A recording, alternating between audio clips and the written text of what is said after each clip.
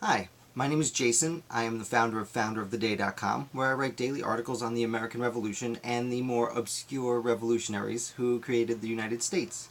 Today we're going to take a look at Henry Lawrence, who was a South Carolinian who was a merchant and, we'll get it out of the way, a slave trader. He brought a lot of slaves to the United States back when it was a colony, specifically South Carolina. And that can't be ignored, and I don't want to ignore it. So, with that being said, Henry Lawrence's son, John Lawrence, is a name that might be familiar to anyone who's heard or seen the famous Broadway play Hamilton. Henry's son, John, was friends with Alexander Hamilton in the Marquis de Lafayette, and he would go on to be one of the most outspoken anti-slavery advocates in the South during his lifetime. So he did, although he did make money off that peculiar institution, as they like to call it, he did raise a son who was vehemently against it. That being said, we'll move on to his contribution to the United States. Now, Henry Lawrence really comes onto the scene in 1776 when he comes to the Second Continental Congress. Now, he's not there until after the Declaration signed, so he doesn't get his name on that document, but he does the following year become president of the Continental Congress, and he is one of the leaders in creating the Articles of Confederation, which he does sign. Lawrence is then sent overseas to do some negotiating, specifically with Holland and the Netherlands in that region, working with a little bit with John Adams.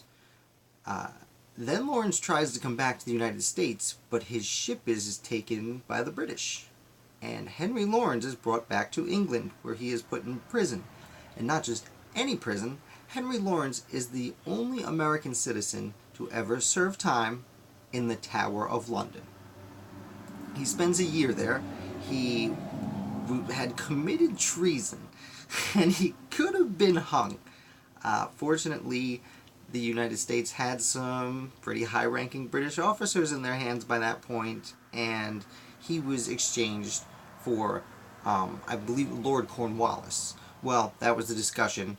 When Lawrence left to come back to the United States, he actually decided to turn south and went to Paris, where he met up with Benjamin Franklin, John Adams, and John Jay to discuss the Treaty of Paris to end the war. Now, Lawrence was never officially made a delegate, so when the peace treaty was signed, he didn't put his name on there. Franklin J. Adams and Thomas Hartley were the gentlemen who signed the Treaty of Paris. But Lawrence did go there and help negotiate the treaty. Unfortunately, on his way back is when his son John passed away. And he probably never said goodbye because he was overseas. We didn't have those kind of telephones. But Henry comes back to the United States and, kind of peters out from there. But he had his moment as a signer of the Articles of Confederation, president of the Continental Congress, a member of the a prisoner in the Tower of London, and one of the delegates who negotiated the Treaty of Paris. It's a small but extraordinarily meaningful role in the birth of the United States. This is a short video. I hope you liked it. If you did, please like and subscribe. And if you have any recommendations of any founders that you might like for me to cover, please leave it in the comments. Thank you.